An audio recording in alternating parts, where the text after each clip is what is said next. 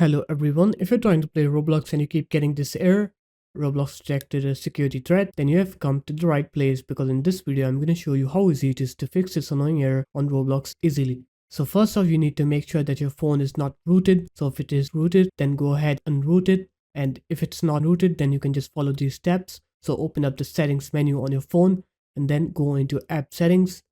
And here you need to search for Magisk. So just search for Magisk on your phone.